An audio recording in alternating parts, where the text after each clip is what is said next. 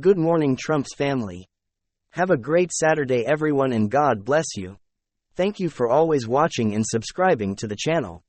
Alright, without further ado, let's get into the news. Russia has issued some of its most severe threats yet, stating that the US and NATO were to back off from their involvement in Ukraine, or face with a Russian spokesman called, quote, catastrophic consequences.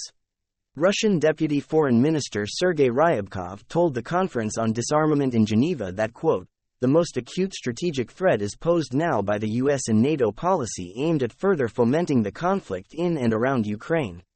Their growing involvement in an armed confrontation is fraught with the direct military clash of nuclear powers with catastrophic consequences. Now all of this is happening as Belarusian president and staunch Putin ally, Alexander Lukashenko, is making an official state trip to Beijing to formalize defense and economic alliances with China.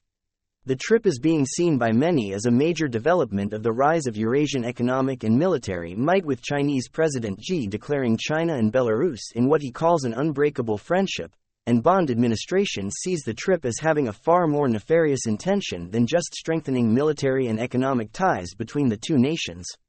They're accusing China of funneling weapons to Russia through Belarus, an accusation that drew swift rebuke by Chinese officials, who quickly called out such a charge as utter hypocrisy. Yeah, so for those of you listen to my podcast, that was an official Chinese spokesperson, in effect, saying that the United States has no right to attack China-Russia relations, all the while they're at the same time arming Kiev to the teeth. In other words, if the United States thinks they can arm Ukraine with hundreds of billions of dollars worth of weapons, but then tell other nations that arming Russia is forbidden, they're living in a dream world. And that, to me, is the single most significant development that come out of what's been going on these last few days. China, Russia, Belarus, they are all collectively declaring for all of the here that this world is not run by the United States anymore. We have to understand that this is something that the rest of the world is saying quite openly. Now, remember, 30 years ago, right, the Soviet Union collapsed officially in December of 1991, the Cold War era, the standoff between the two major world powers that the United States and Soviet Union came to an end. And as a result, the world order went from what was called a bipolar world, where there were two major superpowers contesting for dominance, to what's called a unipolar world, with the United States as the sole superpower on the planet. And as a result, that unipolar world ushered in what's called the liberal international order.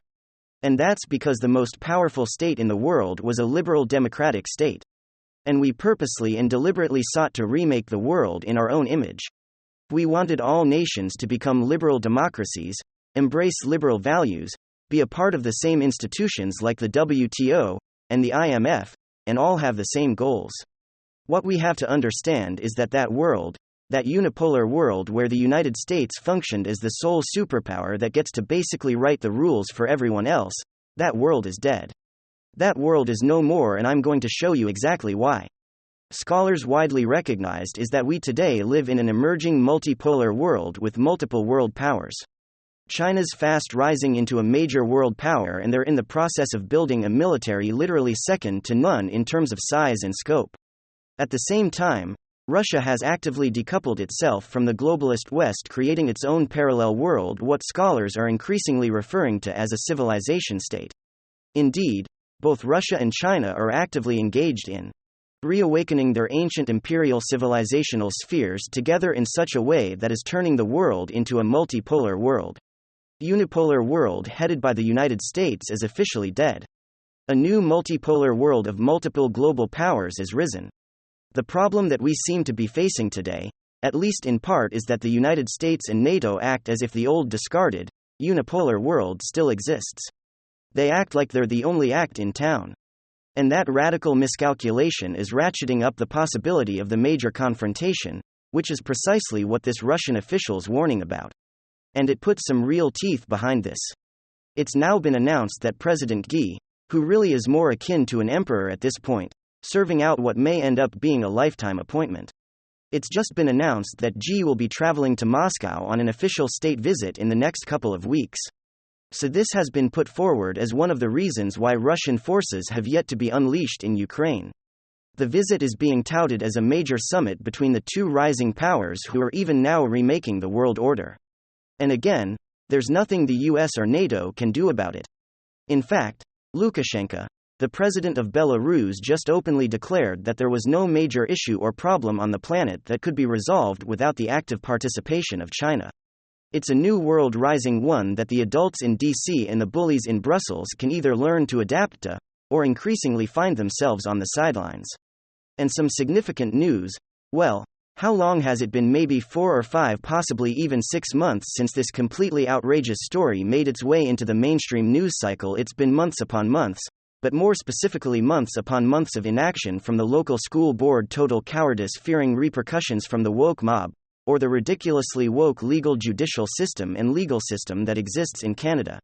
But finally, the high school teacher that's been teaching a shop class wearing, I think, what can only be described as absolutely massive Z-cup prosthetic breasts has been officially put on paid leave. Yep, you got that right, not fired just yet.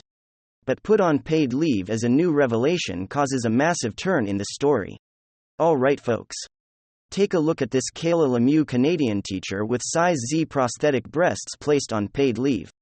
Here's the web story from the New York Post. The Canadian high school teacher who wears massive Z-cup prosthetic breasts in class has been placed on leave after the Post revealed that she rarely wears them outside of school. The Halton School District confirmed that Oakville Trafalgar High School shop teacher Kayla Lemieux was put on paid leave on Tuesday. While not currently on active assignment, the teacher remains employed with the Halton District School Board. Amused suspension comes after Education Minister Stephen Levy and Halton Region NPP's Natalie Pierre-Stephen Crawford and FE Trenta Philopoulos rebuked the school board for having abdicated its responsibility by failing to put the interests and safety of students first. One mother named Lynn told the school board, and expression presented in the school environment must be scrutinized against the child safeguarding practices saga gained international attention, and came to a head after the Post revealed last month that once outside of school, Lemieux often ditches the breasts, wig and makeup and appears as a man, which sent shockwaves through the district. She insisted in a sit-down with the Post that the man in the photos was not her, although admitted that she could not prove it and denied wearing prosthetic breasts at all. Now look, I'm not the world's most renowned expert when it comes to facial recognition. But I'm actually pretty good.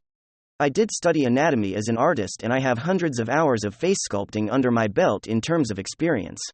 Let's take these two photos and I'm actually going to invert the one at the bottom.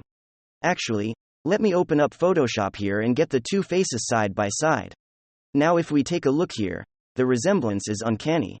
Specifically, certain elements of the facial anatomy. First, this little ridge under both of the noses is pretty much identical.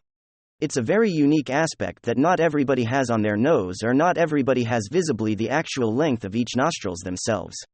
Also very unique, the shape of the tip of the nose, which reflects the light from on top and creates this little white spot on top. Very unique.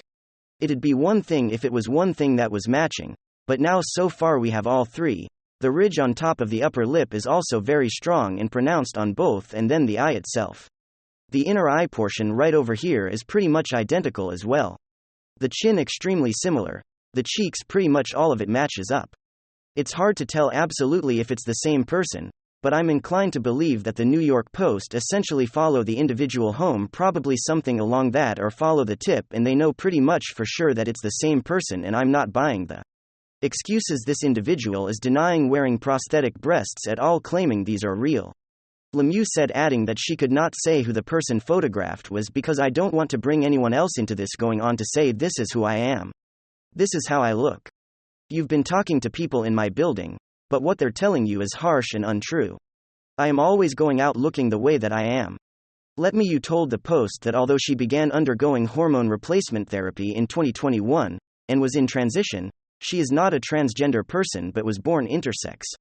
The teacher said that her extra-large female anatomy are caused by a condition called gigantomestia, but also admitted that she's never been officially diagnosed. Now look, this whole thing, to be honest, after reading that, seems like one elaborate troll. Gigantomestia I'm sure is a real thing, just like gynecomastia, but I'm pretty sure that it's biologically impossible for somebody to grow this type of anatomy this big after hormone replacement therapy. We've seen the results generally. I mean, There's individuals flaunting their results on TikTok and Twitter basically everywhere you look on social media these days, and I've never seen a case where someone goes through a hormone suppression therapy or a testosterone suppression therapy as well as taking estrogen. I have never seen somebody grow natural anatomy to this size. Clearly they're prosthetics. The individual then goes on to claim Gigantamax D as a rare condition that involves developing extremely large anatomy due to excessive breast tissue growth, according to the renowned Cleveland Clinic, which said that there are only about 300 cases reported. And look, it doesn't say gullible on my forehead. I'm not stupid. I'm pretty convinced that these two individuals are the same person. I'm 100% convinced that it's a prosthetic that the individual is wearing. And I'm also getting to the point where I'm nearly 100% sure that this whole thing is either an elaborate troll or a stunt that this individual is trying to pull in order to go after the school board with a discrimination lawsuit. In other words, doing something extreme, trying to get fired, and then claiming that they were discriminated against based on their identity. And at the end of the day, it really doesn't change my opinion. I don't care what the facts of the situation end up being in the end. At the end of the day, my opinion remains the exact same. This person shouldn't be on paid leave. This person should be fired. The safety and well-being of the children is the most important aspect here. I don't get how it's controversial. And I don't get how I have this sort of censorship paranoia at the back of my mind, even going into this territory discussing these kinds of ideas. But this goes beyond respecting somebody's identity. The idea that a teacher would walk into a school and teach children wearing giant, enormous prosthetic female anatomy is so fundamentally wrong. I mean, it's basic common sense. It's not identity, it's some sort of fetish, or it's some sort of troll or some sort of game that the person is playing. And the fact that I have paranoia saying that and that I'm trying very hard to not say certain words or be too harsh, shows you how absolutely twisted this clown world has become, just how powerful a certain cultural mafia has become. Criticizing that kind of behavior doesn't make you a bigot. It's absolutely inappropriate. It is wrong. It should never happen. It should have never been allowed to happen.